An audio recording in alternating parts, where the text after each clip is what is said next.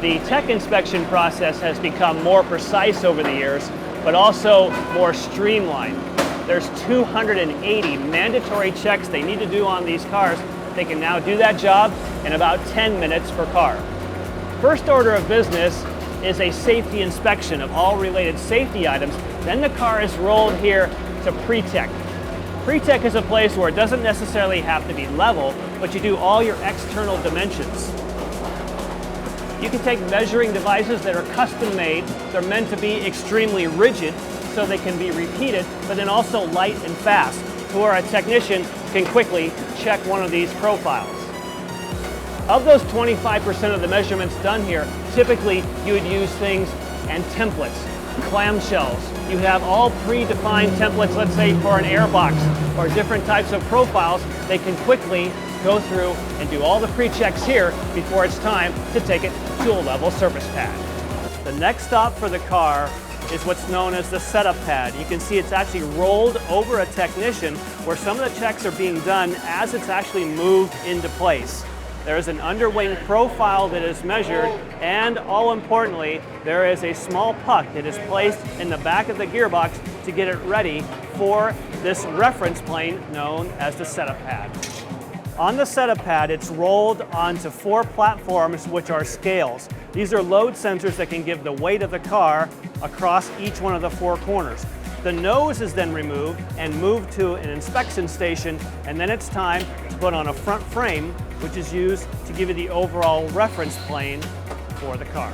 Once the front frame has been attached to the front of the tub, you can see there's 2 reference planes on the bottom, coupled with the puck that went in the back.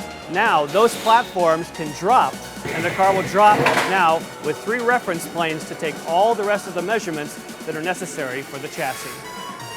Once there's a reference plane now used all the way around the car, you can slide in measuring devices and take any very precise measurements you need at any portion of the car.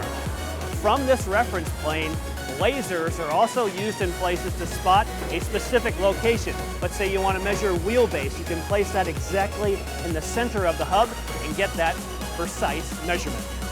Many of the readings are taken as exact measurements, but some are pass-fail. Like these wheel flips, you need to be sure that you're underneath this maximum height. There are checks done on the car on the way up the ramp, but also checks on the way down. The front of the car, known as the keel, the profile can be measured, as well as the skid. And of course, as it rolls across, you want to remove that magnetic puck that was used and placed on the way up the ramp. New in the last 2 years is the introduction of this nose reference plane. There's a jig that allows each nose to be affixed exactly how it will be done on the car. Then you have a reference plane to take very precise measurements, whether it be underneath, above.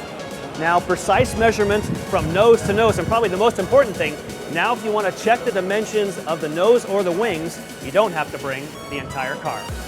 Each of the technicians will call out audibly the measurements or pass-fail that they find on the inspection pad back to Donnie Applegate here, I guess we'll call the hub of the tech inspection process.